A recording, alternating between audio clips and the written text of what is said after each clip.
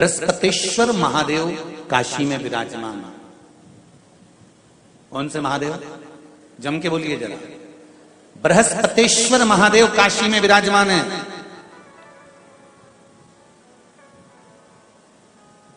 जो अंगूठी में पुखराज नहीं पहन सकते, जिनकी भाग्य रेखा उल्टी चल रही हो, बृहस्पति चमक ही नहीं रहा हो, जिस काम में हाथ डालते हैं वो काम पूरा ही नहीं होता हो, तो एक बार काशी जाना, बृहस्पतेश्वर महादेव का स्पर्श करना, उनका अभिषेक पूजन करना और उनका स्पर्श कर कर एक बेलपत्र ब्राह्मण देवता से मांग कर लेकर जाना कि इन बृहस्पतेश्वर महादेव से मुझे एक बेलपत्र दे दो।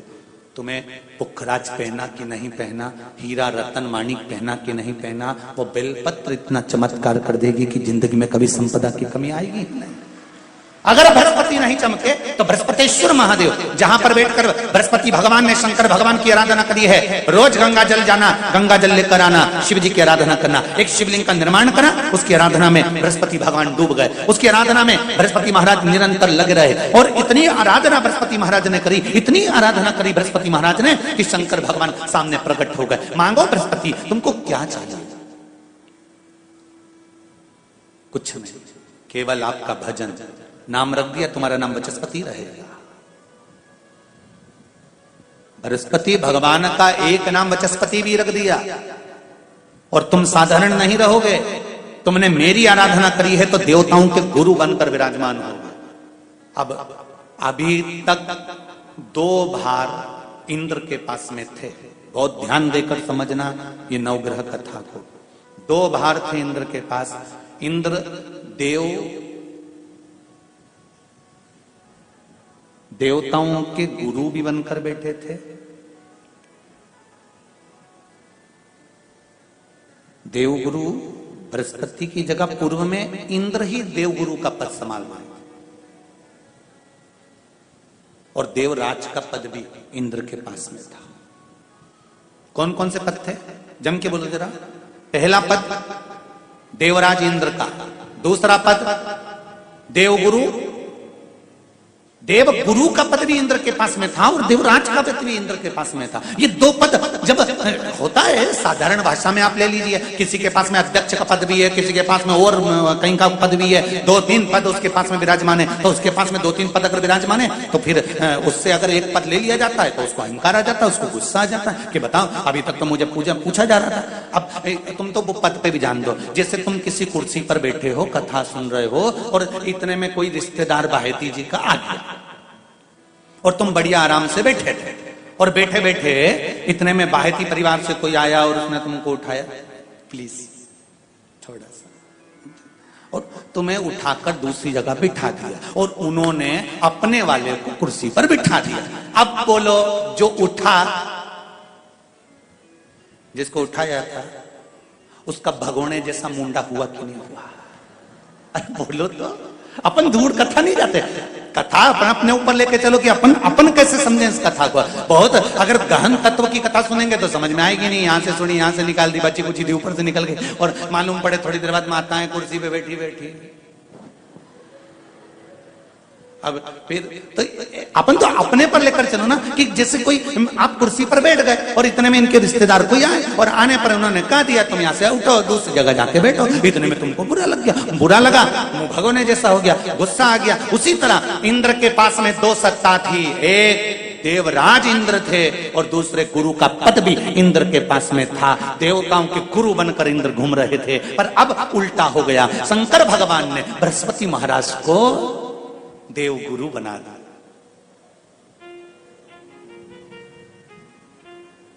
अब जैसे देव गुरु बनाया तो इनका इंद्रदेव का मुंह, अरे वो बोलो तो तुम, भगोने सा हो गया, कुर्सी उतरी कि मुंह भगोड़ा। अब इनका मुंह भगोने जैसा हो गया तो गुस्सा तो गुस्सा। इतने में इंद्र ने, बृहस्पति महाराज देव गुरु बन गए। इंद्र सिंहासन पर बैठे थे, अप्सराओं का नृत्य देख रहे थे। वहीं से देव गुरु बृहस्पति का आगमन हुआ। बृहस्पति महाराज जैसे ही आए तो इंद्र तो सिंहासन पर बैठकर पूरा अप्सराओं का नृत्य देख रहे थे, उनको देवगुरु बृहस्पति से मतलब ही नहीं था।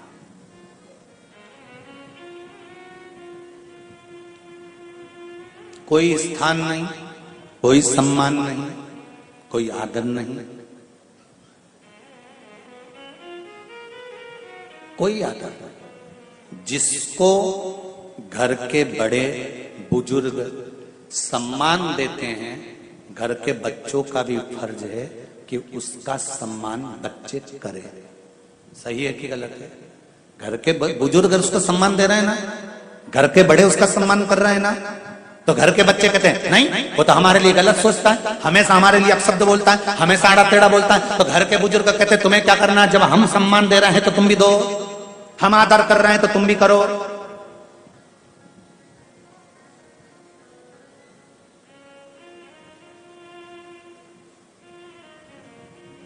पर नहीं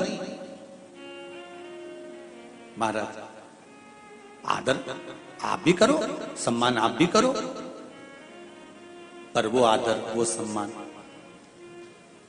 बहुत मुश्किल। अब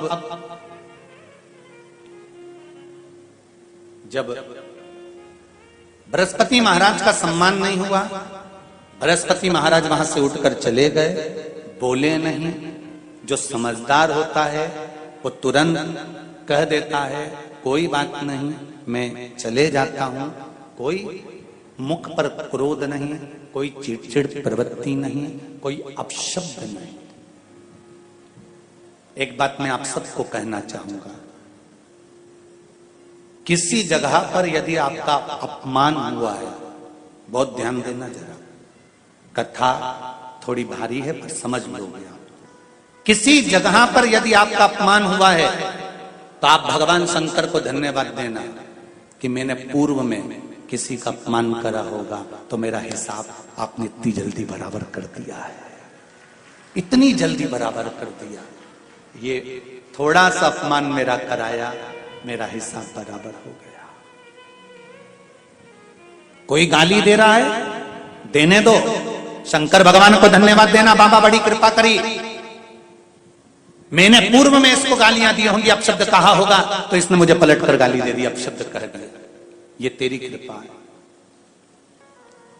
ये तेरी दया। और जब तक तेरी करुणा, तेरी कृपा, तेरी दया नहीं हो तब तक कुछ हो ही नहीं सकता। तेरी कृपा,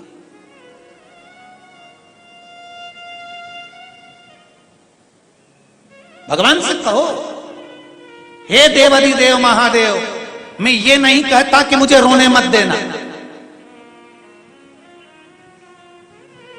क्योंकि कर्म का भोग तो मुझे भोगना पड़ेगा। देवाधिदेव महादेव से कहो हे देवाधिदेव महादेव, मैं ये नहीं कहता कि मुझे रोने मत देना, पर इतना जरूर कहता हूं तेरे सिवा किसी दूसरे के आगे झुकने मत देना, बस इतनी कृपा कर। मैं ये नहीं कहता कि मुझे रोने मत देना, बस तुझसे निवेदन है कि केवल तेरे दरबार के अलावा किसी दूसरी जगह पर मुझे झुकने मत देना, क्योंकि मैं जानता हूं अगर तू मुझे अपना समझता है, झुकने नहीं दे सकता तो फिर रोने भी नहीं देगा। मान लो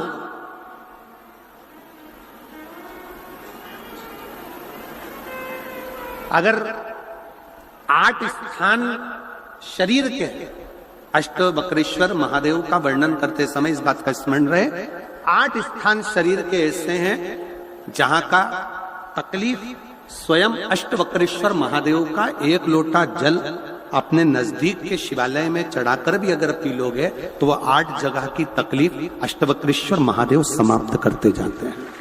8 स्थान, पहला नेत्र, ये भुकुटी के बीच का स्थान, भुकुटी के मध्य का स्थान। मान लो ये भुकुटियां दर्द करती हैं या मध्य में दर्द होता है, उसके लिए अष्टवक्रेश्वर महादेव का जल, मतलब अपने घर के पास जो भी शिवलिंग है वहां 1 लोटा जल अष्टवक्रेश्वर के महादेव के नाम से चढ़ाकर उसका पान, भुकुटी। दूसरा कंधा, पीठ। कई लोग ऐसे हैं जो रात्रि को अच्छे से सोते हैं और सुबह उठते हैं तो उनका ये दोनों हाथ के बीच का जो भाग होता है वो दर्द करता ही है। उस समय पर अष्टवक्रेश्वर महादेव का स्मरण, अष्टवक्रेश्वर महादेव का जल उसका पान।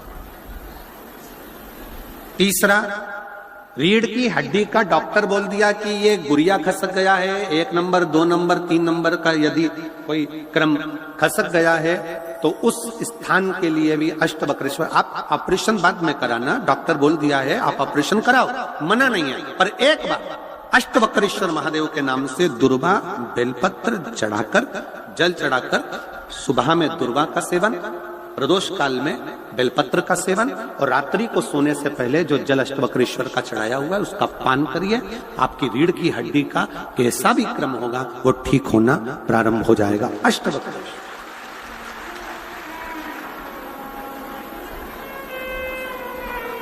अष्टवक्रेश्वर। चौथा स्थान बताया, अगर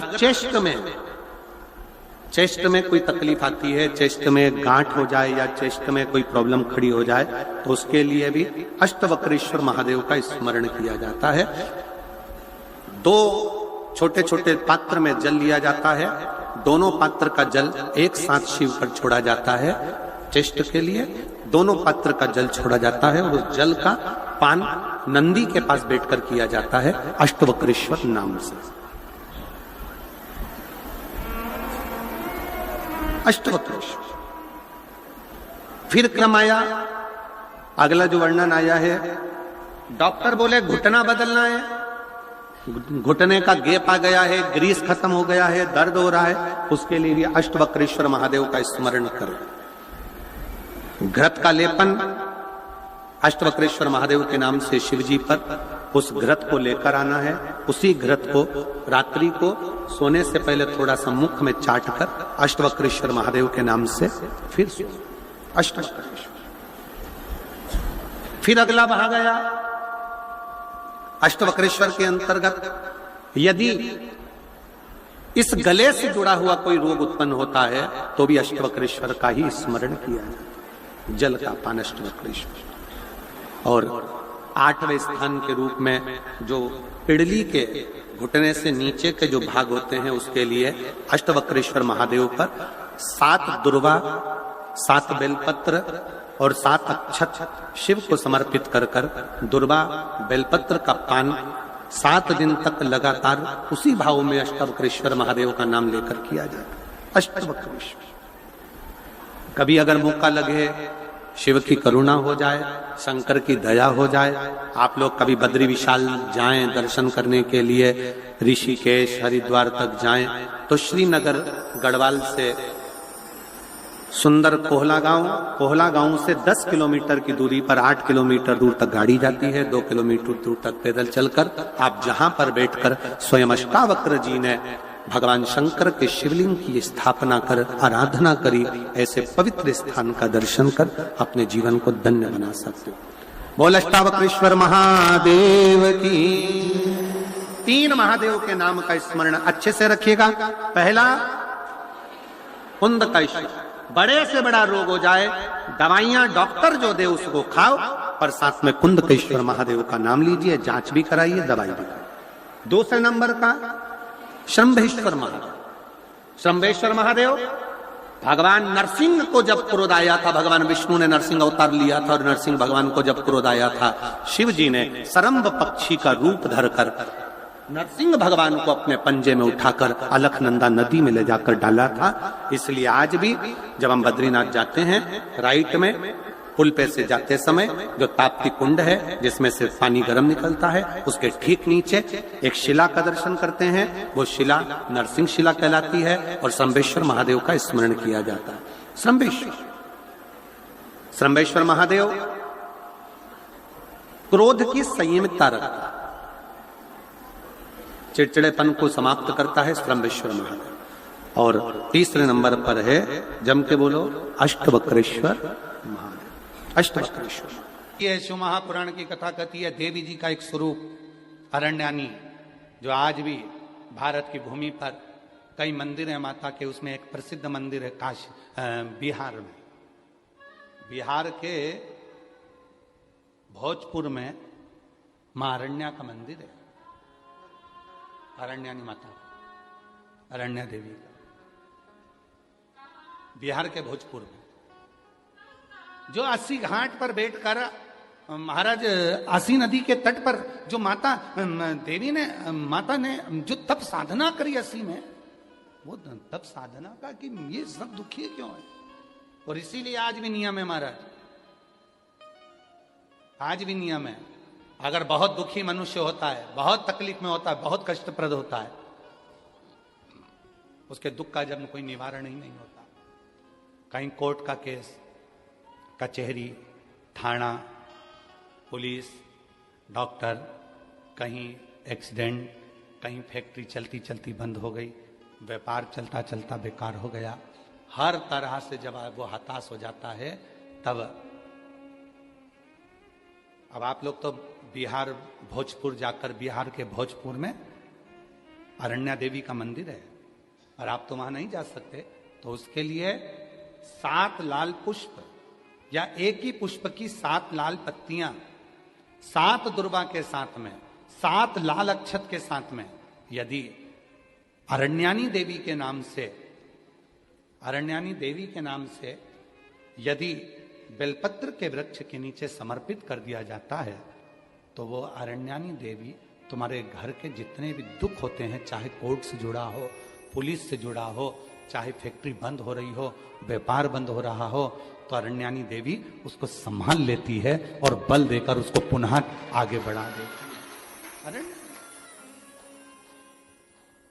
वरुणा और असी जिसके बीच में बसी है वाराणसी, ये असी साधारण नहीं है, ये वरुणा साधारण नहीं है। आप लोग तो सब वाराणसी के निवासी हो, तो आप लोगों को ज्यादा ज्ञान होगा कि इन नदियों के तट पर बैठकर कितनी साधना हुई होगी, क्यों भगवान वाराणसी में आकर बस गए, क्यों भगवान ये 2 नदियों के मध्य में आकर बस गए, ऐसा क्या हुआ, वरुणा और असी ने ऐसा कौन सा पुण्य फल पाया था जो ये गंगा मैया उनसे मिलने के लिए आ गई, ये गंगा का संगम हो गया। गंगा तो काशी में थी ही नहीं, गंगा तो काशी में थी ही नहीं।